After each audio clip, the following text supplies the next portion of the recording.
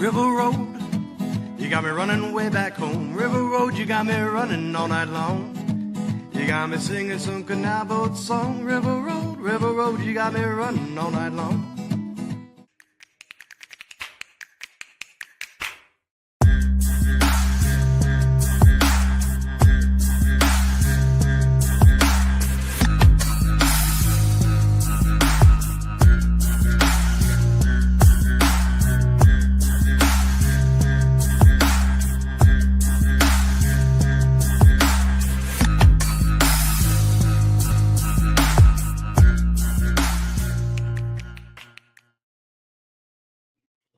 All right, everybody, welcome to our Friday episode of Niner Nuts. I'm Dan here along with Eric and James, all in our betting names, Indiana Dan, Easy E, and Jimmy B.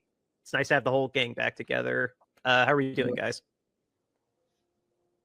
Pretty good. Yeah. Okay, Jimmy B's just counting down the minutes until his Philadelphia Eagles play the Washington Commanders here in a little bit. Yeah, I'm a little bit nervous. Yes. You should be. Yes. Go ahead, listeners. Put spoilers in the comments for us. First, just very, very brief housekeeping at the very top. Apologies for suddenly canceling Monday's episode. I was the reason, and these guys can't produce the show without me. So, Nope. If Dan doesn't show up, that's it. No show. No show. Yep. I need to teach you guys how to use StreamYard, and I just hadn't. No, it's fine. If you don't show up, there's no show. It's fine. Yeah.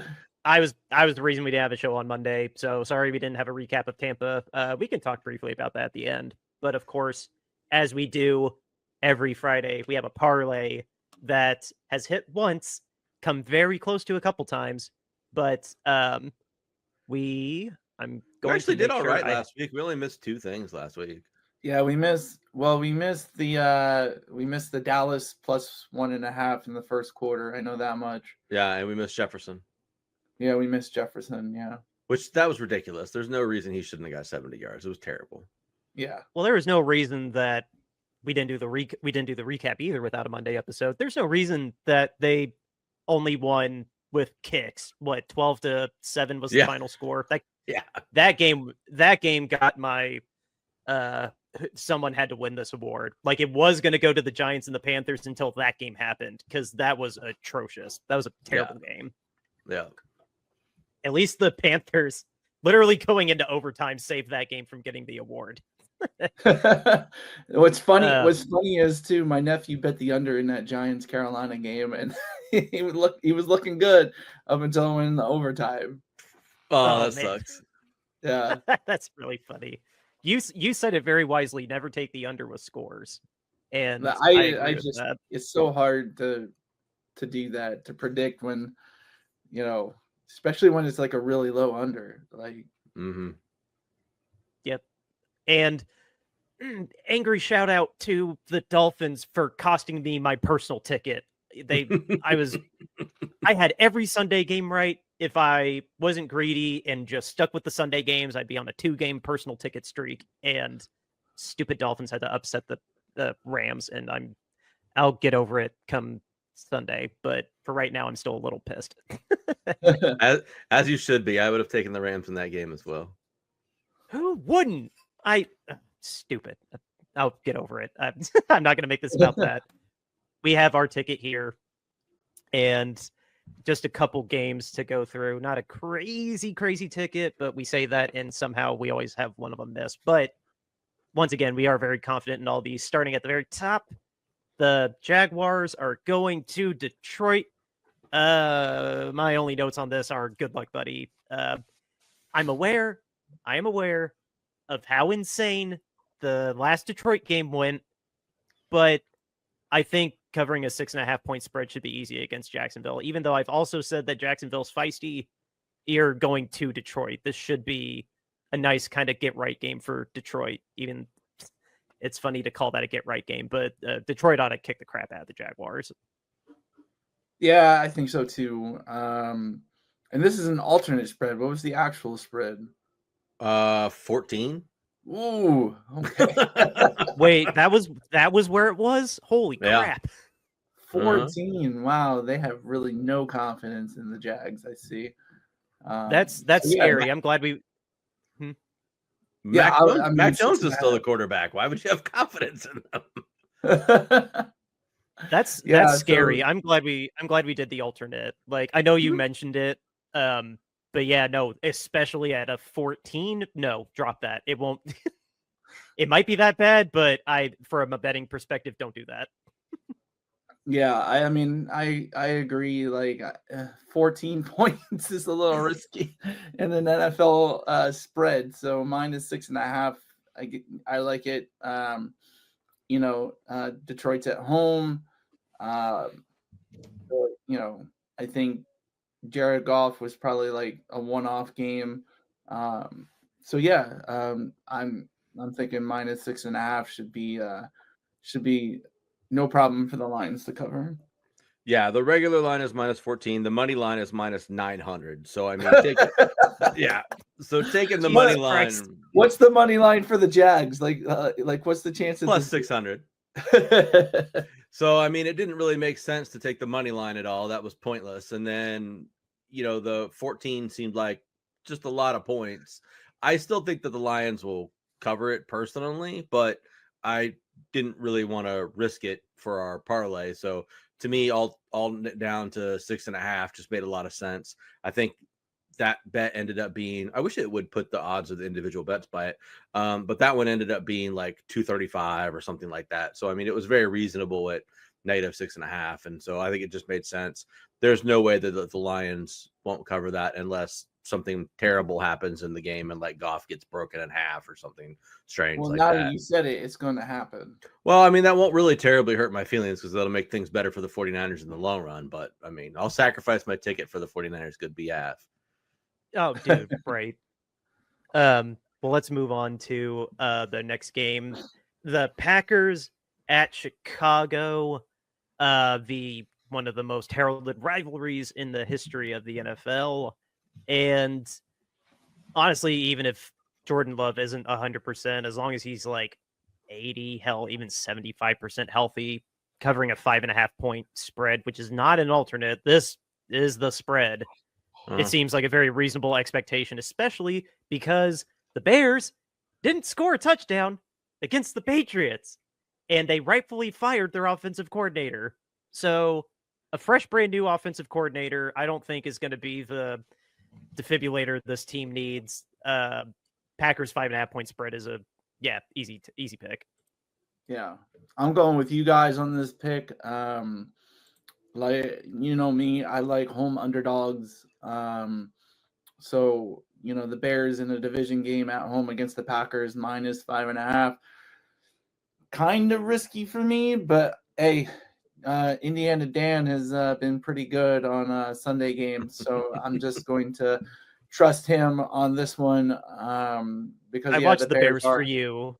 I watched the What's Bears that? for you, so I watched the Bears for you, so you don't have to. And trust me, they suck now. They were getting Yeah, good there for a little bit, and now they suck again. yeah. But knowing our luck, they'll get good for this game, but we'll see. But I'm trusting Indiana Dan on this one. So, if it's on a neutral site, I mean, -5.5 should be easy for the Packers against the sadly Bears. But so I'm riding with you, Dan, on this one. Yeah, the Bears haven't scored a touchdown in 3 weeks. So I feel pretty confident that the Packers are going to be able to somehow cover a 5.5 spread. I would have liked the spread to be a little bit lower, but it didn't really work for the odds to lower that down and alt that down. And I really felt that the Packers would be able to cover 5.5. That just didn't seem like a lot to me. Like I feel like they're going to be up by a touchdown on the Bears. I think when you look at the two teams and you look at what the Bears have done this season, the Bears haven't beaten anybody that's any good.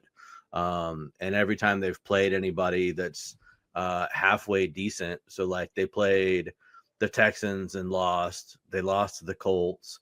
They played the Commanders and lost. They played the Cardinals and lost. They played the Patriots who suck and they've lost. So they haven't played anybody that's decent and won. So I can't imagine that they're going to somehow. I mean, I get it's a rivalry game. I get it's a division game. I get and understand all that, but the Packers are levels above where the Bears are. So this to me would be a stunning upset if the Packers weren't able to cover this. Ooh, what would be the bigger upset? The Jaguars upsetting Detroit or the Bears upsetting the Packers? Jags upsetting Detroit. Yeah, Jags with Mac Jones upsetting Detroit. Yeah. I think that was met with a lot more confidence than I expected. I thought there was a little bit more debate. I mean, Mac Jones. The only way you win with Mac Jones is if you only throw 3 times a game. That's the only way you can win. Yeah. Well, I'm glad that we're all in agreement that the Bears, like I said, I mean, they were good for a little bit, but right now, Jesus Christ, I don't know what's going on with them. They kind of suck now. But... Well, and I mean, to your point, Dan, I mean, they just fired their offensive coordinator too. So, I mean, like you're telling me that they're going to install an entire brand new offense in 1 week and somehow that offense is going to like magically click and do all these tremendous things and they're going to come out and light the world on fire and beat the Packers. The Packers have a really good defense. Let's not forget that as well. So, I mean, it's just not going to happen. Yeah. No, not at all.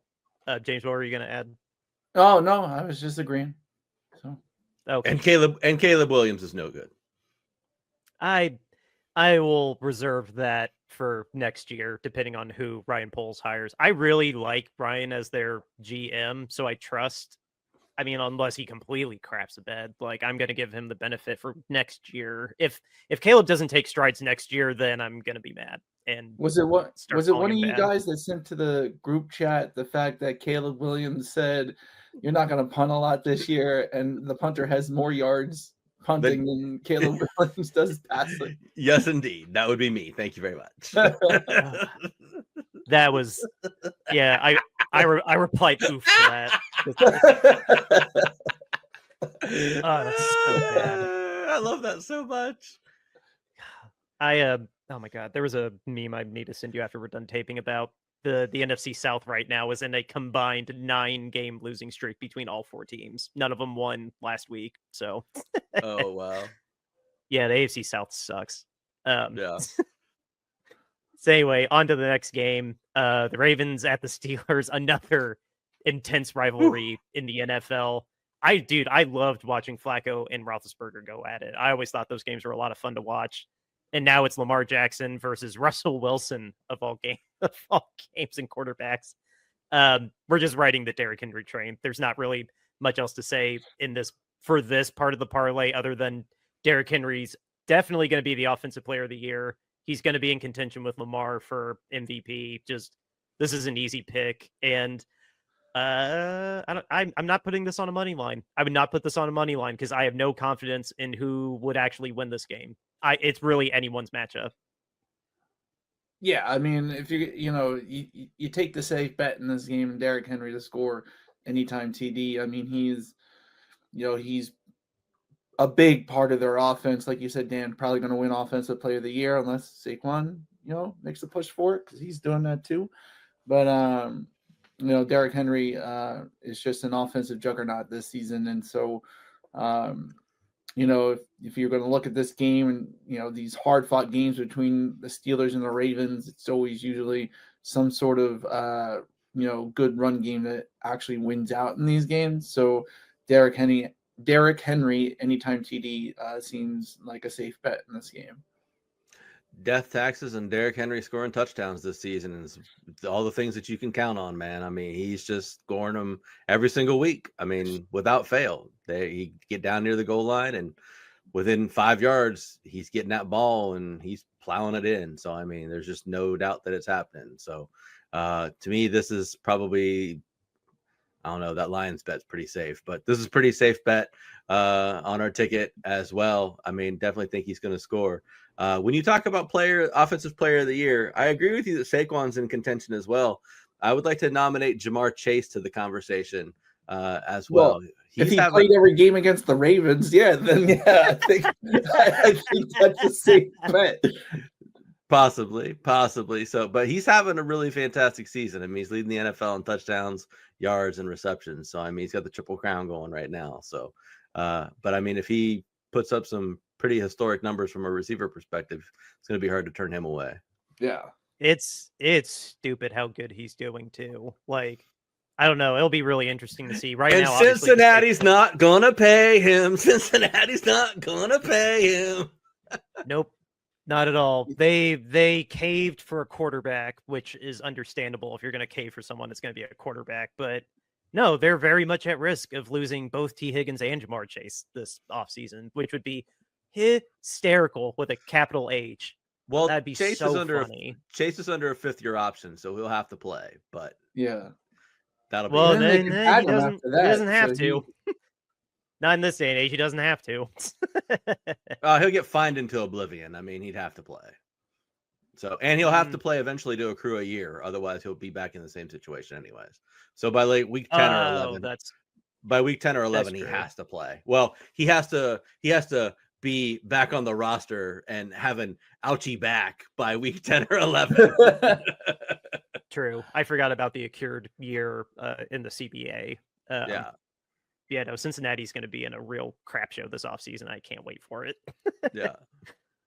On to the next one. Obviously, we're going to talk very briefly about this game in a bigger spectrum, but for the purposes of the parlay, I feel like I preach this the hardest, that I adore George Kittle against the Seahawks, whether it's fantasy or gambling. George Kittle always shows up. I know he was on the injury report for a hamstring, but I don't know. This just seems like I don't know. I cannot convince myself to not put George Kittle for 40 yards and a touchdown. Just like I said, he always goes off against the Seahawks. Like, his best games of the season typically are against them, if not Dallas. And we already played Dallas, so. Yeah, I believe we did this last year too. For this game, we took Kittle bets for the Seattle game, and they both hit. It was similar thing, anytime TD, 40+ yards against Seattle, and yeah, it hit. So I mean, I always, when it comes to the 49ers, I always trust you guys on what's going to hit. And so, and I, like I said, I remember, Dan always preaching that Kittle goes off against Seattle. So yeah, so I feel like this is easy money in this one.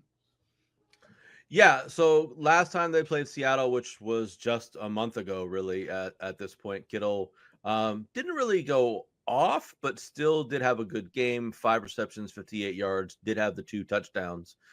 So a very good game, but not, astronomical. Not Jamar Chase with 280,000 yards and 18 touchdowns in a game or whatever. But we'll put it in a tight end. Put it in a tight end perspective. That's going off for a tight end. Yeah. Very good game. But consistency throughout the season. He's got 7 touchdowns across 8 games this season. So he's scoring basically almost every game. He's only got 2 games without a touchdown this season.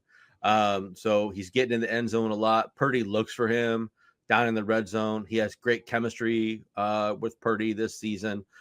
He hasn't gotten less than 40 yards in any game this season at all. So, the 40-yard bet should be pretty solid. The touchdown, against Seattle, feel very confident about that. Yep.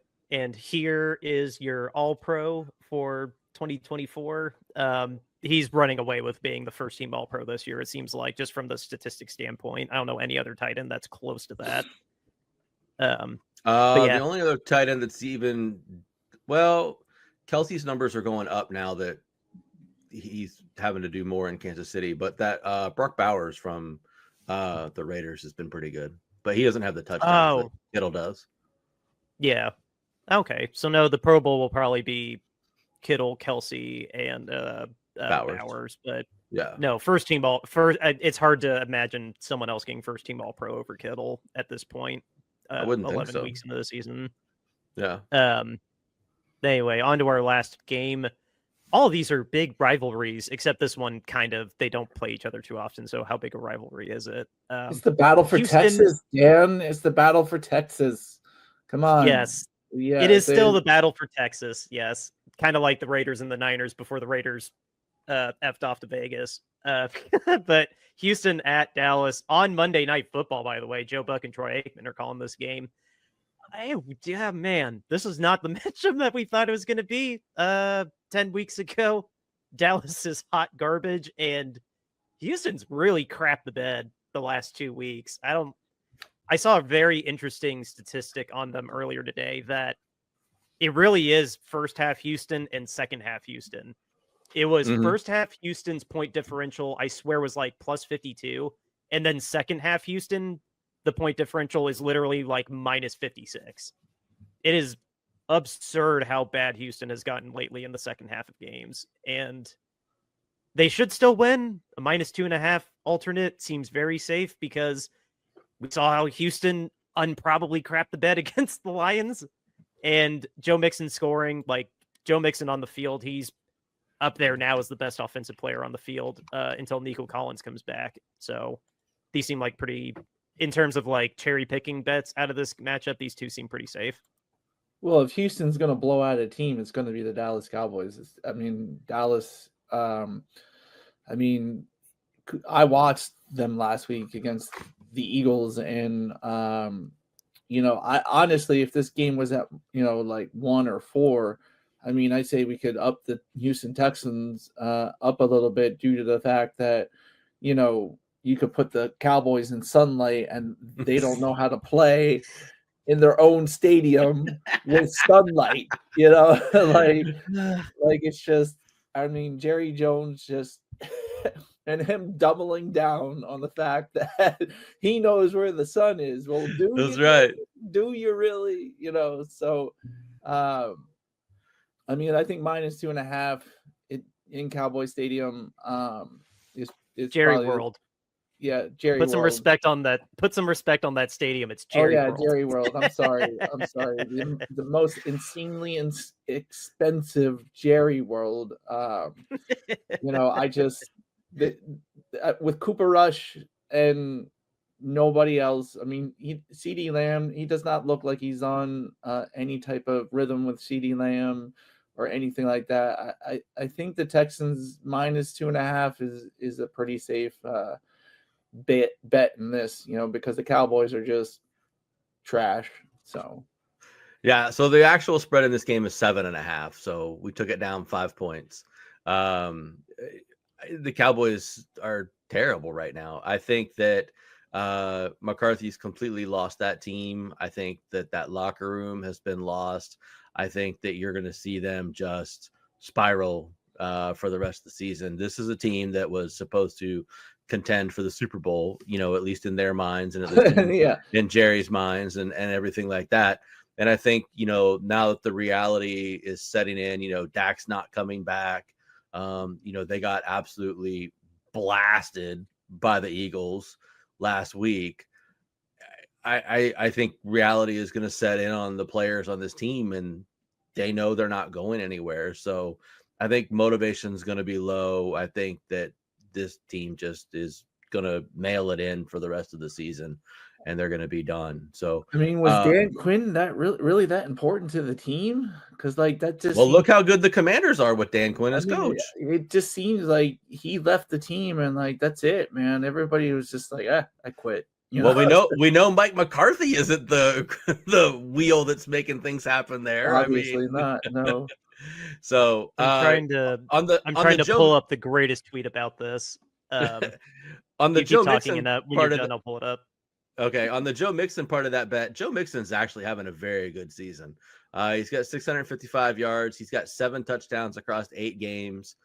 So he, like Kittle, is basically scoring virtually every game. So they're giving him a lot of carries. He's getting a lot of touches. He's averaging basically 30 touches a game. So lots of opportunities for him to score. There's going to be lots of opportunities for him to score in this game because they're going to get a lot of possessions because Dallas is going to have a lot of 3 and outs. So I feel pretty strongly about him getting a chance to get in the end zone in this game. Yep. Here's a good tweet to surmise where all the problems started for Dallas. Just the all in. Can you see that? Can indeed. I tried to zoom in on that, and God bless Rich Eisen for that retweet because that was so funny. This is Dallas going all in, folks, and now Dak Prescott had his hamstring come off the bone. So Yeah. Which ouch. That's ouch, man. Yeah, no kidding. I have nothing else to add to that. Just I don't know. Houston should make this a get right game, but again, 5 interceptions, and you were up 23-7, and I was happy because it kept my ticket alive. But just how the hell do you blow that game? Yeah. How? I think the interesting thing about this ticket, if we don't win, will be talking about like what the hell happened to blow this ticket for us. Because all the things that usually when we do these tickets, like I feel like pretty good about them, but there's always like 1 or 2 things that I'm like, I don't know. Like you guys have talked me into this, or like we've talked each other into that, or whatever. But like on this ticket, like I just genuinely feel like there's really no reason that these things shouldn't happen. So I'll be really interested. I mean, I guess the anytime touchdown scorer things, that's kind of fluky. So, I guess if those guys didn't score touchdowns, but like, I don't know, they score touchdowns on a pretty regular basis. So I'd be surprised they don't score again. And honestly, if the Eagles were playing on Sunday, I tell you to take Jalen Hurts anytime TD. Yeah, I would have taken him too. And over 0.5 passing TDs for him. I may have already bet Jalen Hurts to score a touchdown tonight. That may or may not be in my parlay. Yeah. I hope you took the over on touchdown passes, over 0.5 touchdown passes if you can get it too. So, it's gonna be a shootout tonight. I don't have it on the computer, and I'll just show it to you after we're done taping. But what I did for I forget if it was 6 or 7, but I just got really cocky and I did it Monday night. Oh wow! Yeah, no, I think I did it Monday. I think I did it Monday afternoon. Before, it was before the Dolphins won. But yeah, no, I've looked at it again, and I feel less like nervous about it because like I was confident and then I wasn't, and now I'm like, you know what, it's still not a bad ticket. But anyway, I'm teasing people something I'm not showing them. So you guys want to talk about the Niners game from past Sunday? This coming Sunday, you mean?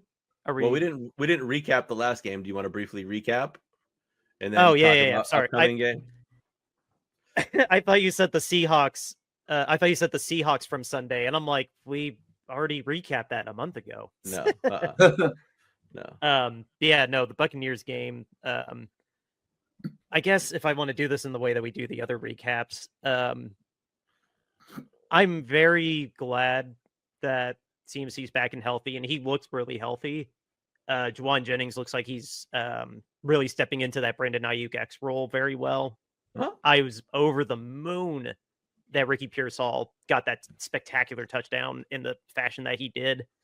Our defense, like, I guess I was just trying to repress it in my head that Tampa could be a headache, especially the way they played Kansas City, and just Baker Mayfield's a boss. And I had to repress so much because I love Baker this year, but I did not want him to win this game.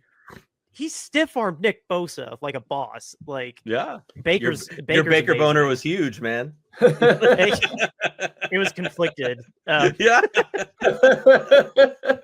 Really, the only biggest thing that I got out of this game was defensively. Thank God we're still staying healthy, because our defense is honestly looking fine. The sky could be the limit for this offense if we still figure out the red zone. Like, still not quite there yet, but we're running out of excuses with CMC and Ricky healthy. Then just God damn it, our special teams. I want to go 1 week without talking about our stupid special teams. That muff return, just that sucked. And then I don't want to be that mad at Moody. I don't want to be that mad at him, but I want to be more mad than Tom Brady was when he said, "Oh, if you make this game winner, it makes up for all the mistakes." Like hell, when you miss 3 kicks before it, like, not really. Yeah, I kind of disagree with that, but I don't know. I mean, nobody talks crap about Lawrence Tynes in the 2008 NFC Championship game. He missed 3 game-winning field goals, and then when he got the 4th try, he actually won.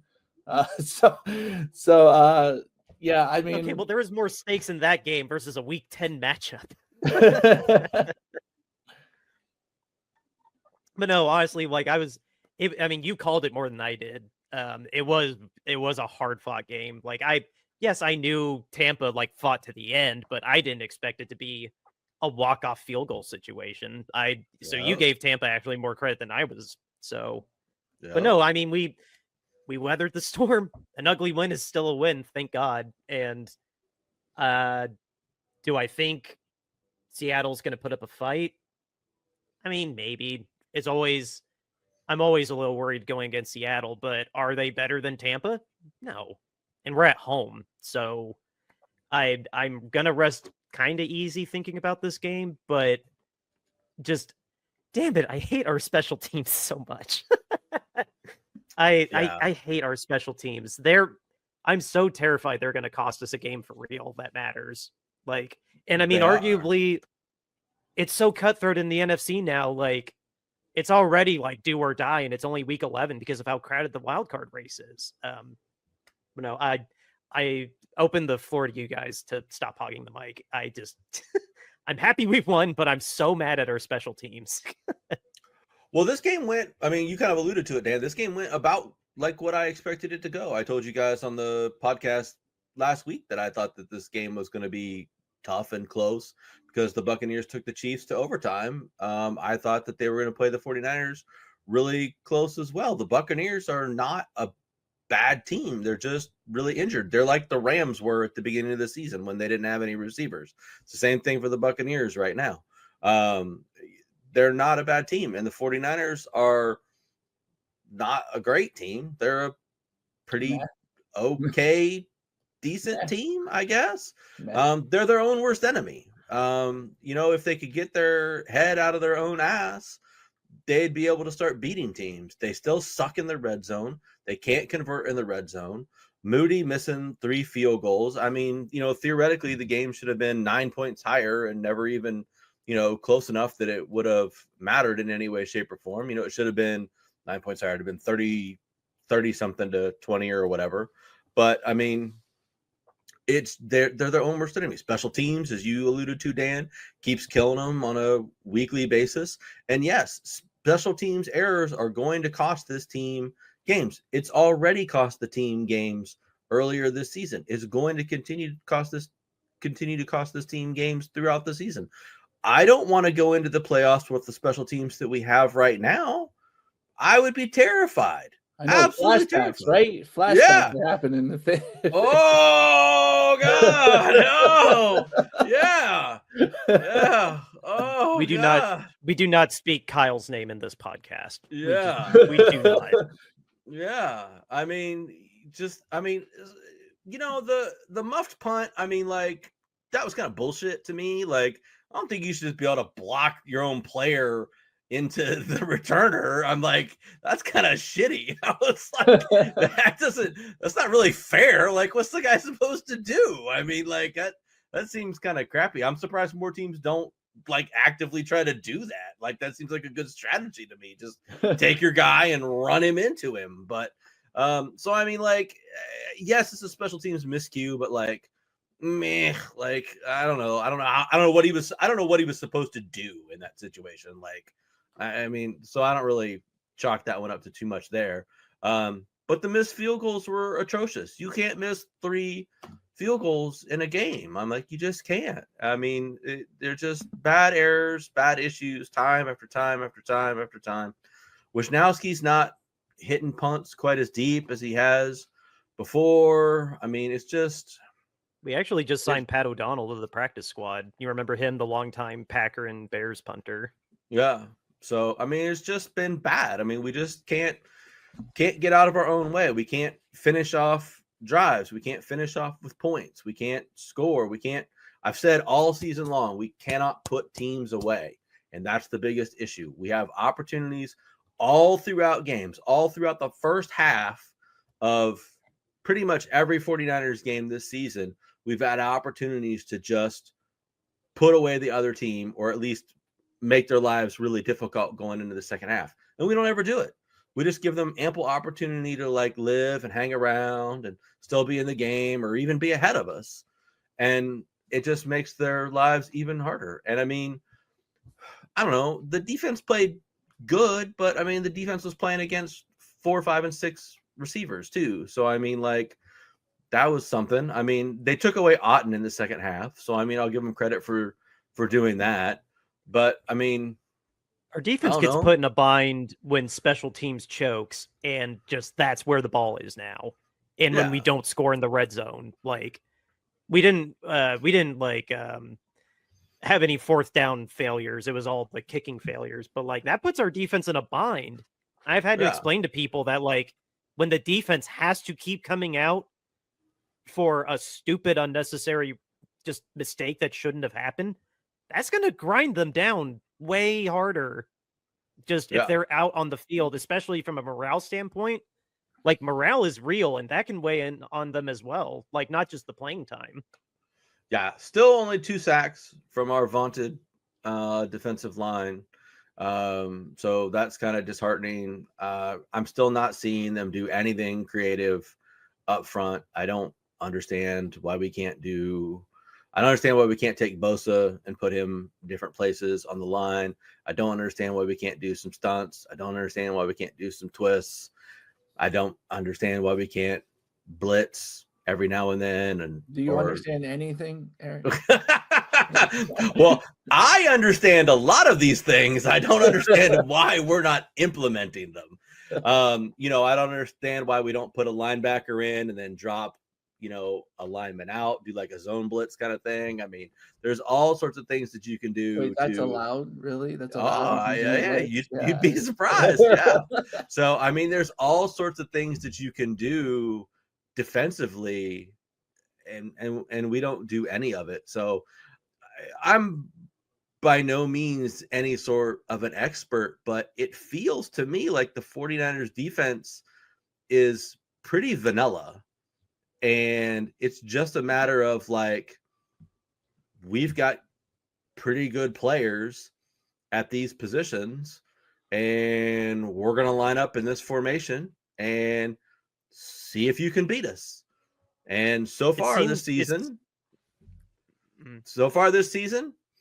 the better teams have beaten us, and the teams that are not so good don't. And I mean, that's kind of the way it goes. The defense looks good against teams that are average or crappy, and against teams that are pretty good or better than us, they get blown out of the water.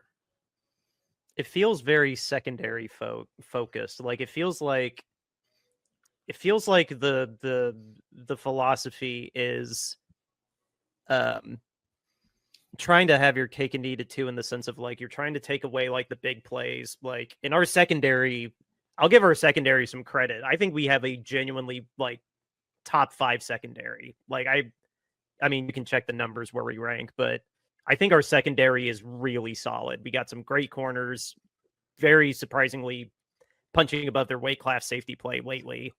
But we have that at the expense of, okay, like they're hanging on more than an average backfield can. Why aren't we closing it out on the line? Like maybe we can sacrifice a little bit more, like do some more single high and add that pressure to finally knock the door down and sack the guy.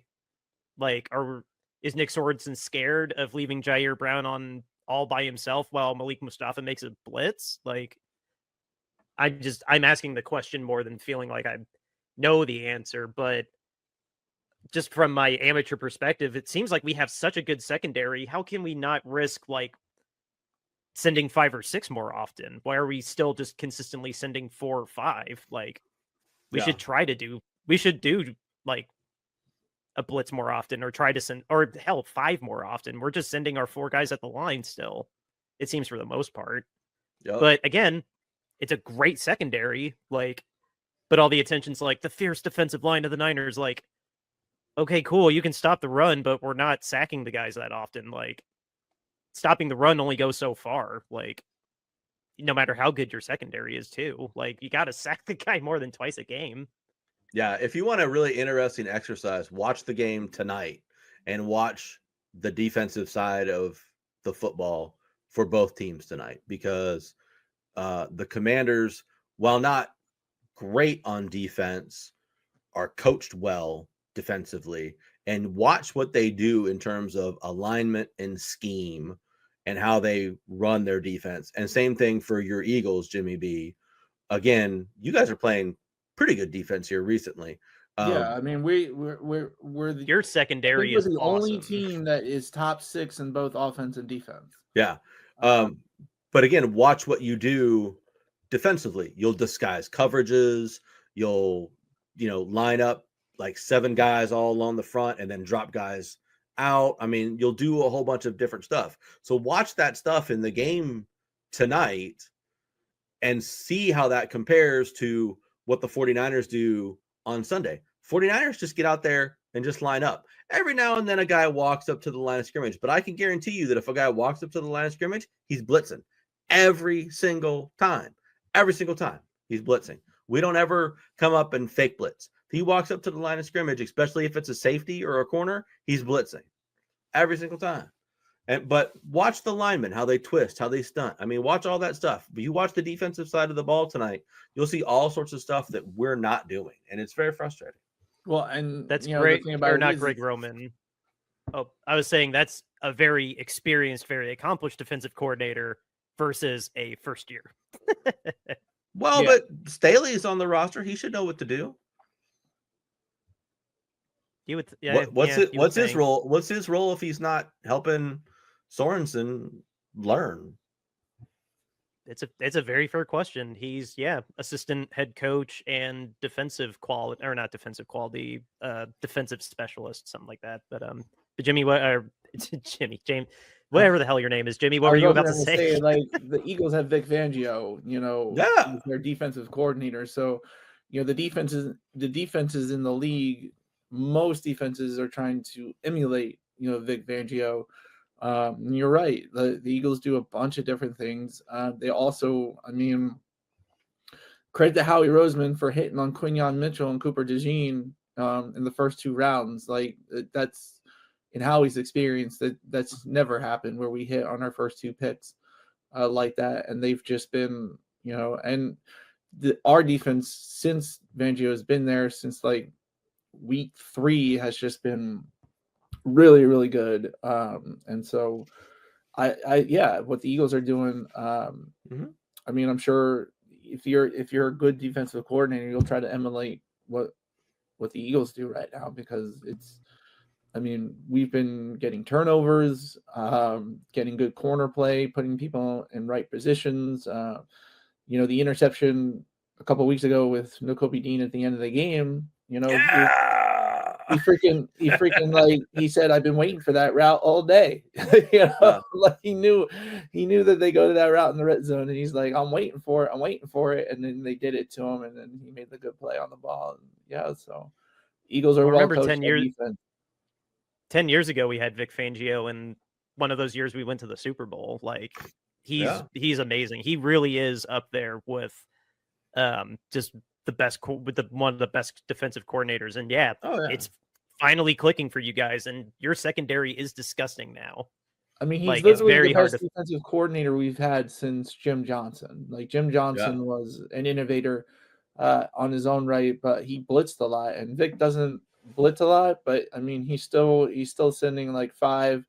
He's doing stunts, he's doing twists, he's moving people all around the line. And so he's definitely the best we've had since Jim Johnson. So, and that's really saying a lot, because Jim Johnson was quite the innovator on defense for a very long time, especially on the Eagles. Every year our defense was really, really good under Jim Johnson. So yeah. You guys want to hit Seattle real quick so we can get out of here and make your out, Dan? Sure. Who's buying the tickets? Let's hit it up. Honestly, like I don't have too many no's for Seattle. Seattle,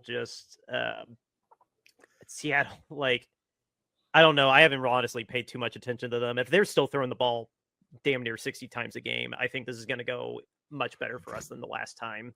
Our offense also now has Ricky getting more acclimated. Christian McCaffrey just is going to come out of the gate running like he did last week. He didn't score, but still had 100 yards 10 weeks after his Achilles was giving him issues. Like, I'm not, and we're at home. Like, I still obviously cautious to a certain degree, but I don't know.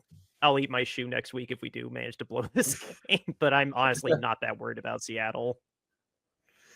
I'm more confident that we will beat Seattle than I was that they will beat the Buccaneers, but still somewhat concerned. So I would put myself at probably about a 70% that the 49ers will win this game. We've had Seattle's number recently, so I feel a little bit of confidence based on that. Feel a little bit of confidence that it's at home 7 times. Yeah. Feel a little bit of confidence that we got CMC back, and that basically we're healthy.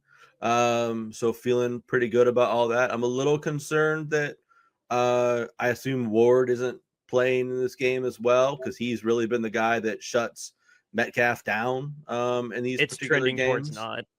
Yeah. And he's just done a phenomenal job on Metcalf the last few games. And so I'm hoping that one of our corners can step up and shut Metcalf down in this particular game. But feel that the 49ers can win. But again, like we just talked about, 49ers are their own worst enemy. So, I mean, are the Niners going to come out and, choke all over themselves and, throw 3 picks and have 2 fumbles or collapse defensively, or, have their, complete collapse in the red zone and, only get a bunch of field goals for points? Because, I mean, Seattle can score. So, I mean, if we're not going to put up 25, 26 points, I mean, last time it was 36-24. So, I mean, we probably got to get to 28 probably to win, which means we're going to have to score some touchdowns. And scoring touchdowns is not what the 49ers do. So if they're not going to score touchdowns and get in the end zone and continue to have these problems, we're going to have issues. We just need Kittle, then just to score 1 touchdown. That's all. Yes. Yeah. I mean, 1 touchdown, 40 yards. It could just be 1 40-yard touchdown. I'm perfectly fine with that. So if Kittle doesn't score, if Kittle manages to not score, it better be because Christian McCaffrey had his big coming out return game and he scores 4 touchdowns and has like 250 all-purpose yards. Like, that better be why. Otherwise, I'm going to be mad. Yeah. So, but I mean, I don't know. The 49ers just won back-to-back games for the first time this season, past week. That's great. Are they going to go on a 3-game winning streak? I hope so. It would certainly be great to head into a 3-game winning streak with the Packers and the Bills coming up. I mean, we need every one of these quote unquote should win games that we can get right now, because I don't have a lot of faith that once we start playing some of these teams who I feel are better, like the Packers and the Bills, that we're going to get wins. So we've got to stack wins where we can, and this is an opportunity. I mean, if we don't, for some reason, win this game, this is a really big loss. It's, again, another division loss. It would be a win that we should have gotten that we didn't. It would really be a huge setback for them in their chance and quest to win the division, which is really their only shot at making the playoffs this season. Yeah, no, 100%. The division, like, until things shake out a little more with how cutthroat the NFC is, like, the mindset needs to be, we have to jump the Cardinals one way or another, like, going forward. So I agree there. We are getting close to a hard out that both of us. I know, James, you need to go see your Eagles as well. So let's go ahead and thank our sponsor, RoyalRetros.com. What is Royal Retros is your go-to place to get yourself an authentic throwback jersey. whether you're a football fan, a basketball fan, or a fan of any of the other major sports as well, Royal Retros has you covered. And go check out their Candlestick collection. It's made with the Bay Area in mind. And when you find something you do like, use promo code Shady Sports to get 10% off of your entire order. Again, it's promo code Shady Sports. It helps us out. It helps the channel out. And you get yourself 10% off of your entire order at royalretros.com. Go get yourself an authentic throwback jersey today. James, let the people know about our t-shirts. Hello, guys. So we've been trying to raise awareness to the lack of accountability for owners in the NFL. Recently, within the past year, the Houston Texans minority owner was arrested for serious sexual charges. He was actually charged with the crime and arrested and booked and all of that. And we didn't hear about it for about 3 months after it happened. Yet we all know if a player is to do something and get arrested or charged or whatever, we know about it right away. Hence, what happened to Tyreek Hill the first week of the season. So we are saying that owner standards are less than player standards, and we need accountability by the owners. And so what we are doing is we are selling shirts for Mountain Comprehensive Care Centers in Kentucky. This is our statement here. You can get that for $22.99, different color, different sizes, different styles. Next up, we have our podcast logo art. You'll find this anywhere you view us on YouTube, Spotify, Apple Podcasts, anywhere you see those channels. You'll see this podcast logo art. $22.99 gets you that in a t-shirt, or we have different sizes and different styles as well. Next up, we have our alternate logo. I have this, very nice quality. $22.99 gets you that in a t-shirt. We have different colors, different sizes, different styles of that. And last but not least, how can you say no to our Niner Nuts mascot? That's right, our mascot sitting on the couch eating nuts while cheering on his San Francisco 49ers. $22.99 gets you that in a t-shirt. Donate to Mountain Comprehensive Care Centers in Kentucky today.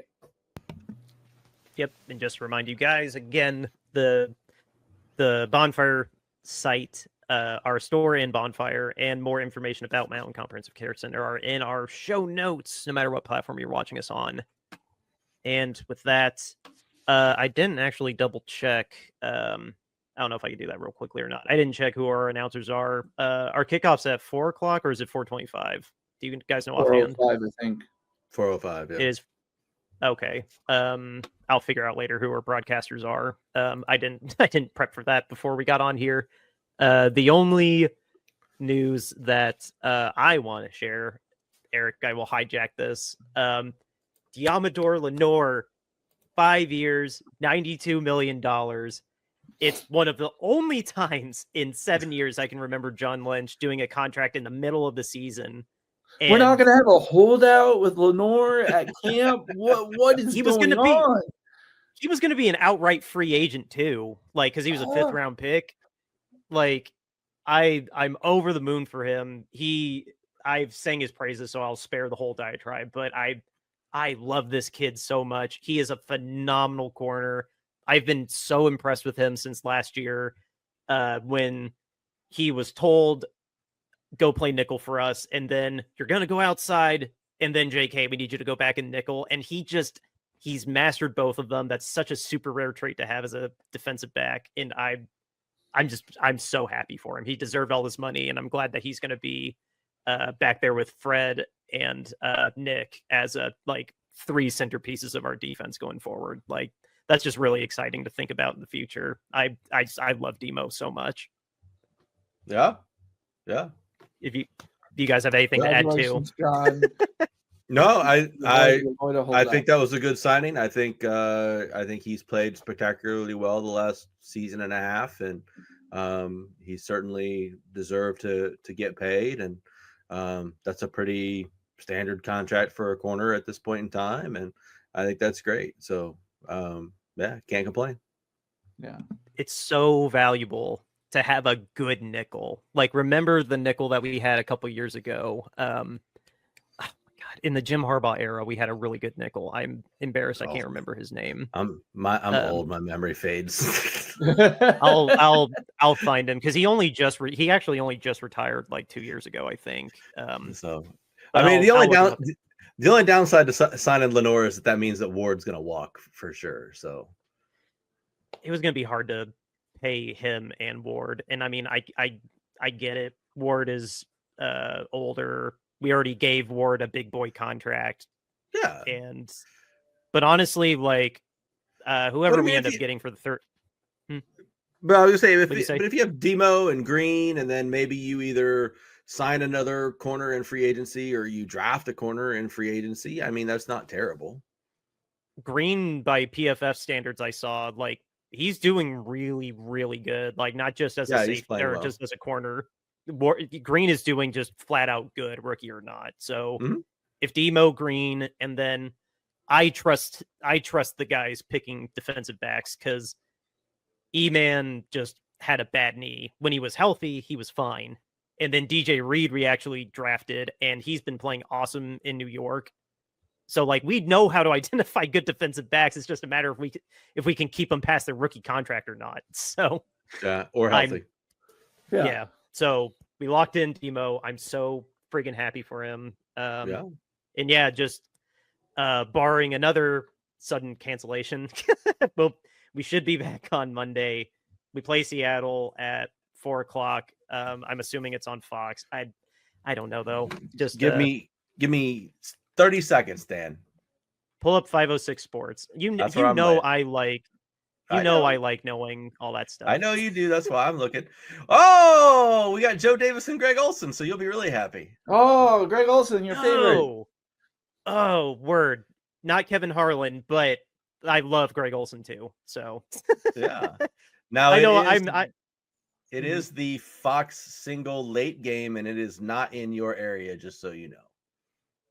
That's what Sunday tickets for. Yep. No, you just brighten my night a little bit. I am so happy we're getting Greg Olson. I love him and Joe. They're great. There you go. I heard a really great joke about Tom Brady, and then we'll sign off. This comedian was talking about how Tom Brady, they're paying $300 million over the next 10 years to be almost as good as Greg Olson. Brady is doing the Green Bay Chicago game, by the way. Oh, no surprise there. That rivalry, I'm not surprised. Even though talent, I mean, it's just gonna be Jordan Love killing them, but I hope Green Bay killed Chicago. And the Bears will still suck against the Packers. Yeah. It'd be really awesome if Jordan Love pulled out the I still own you meme after a score. That would be really great. That would make me really happy. So oh my god, that'd be great. All right. Well, we're at our out. We got to get out of here. We will be back on Monday to talk about the Seahawks. James. Outro music, River Road, Justin Youth. Go Niners! We'll see you guys on Monday. Or Tuesday.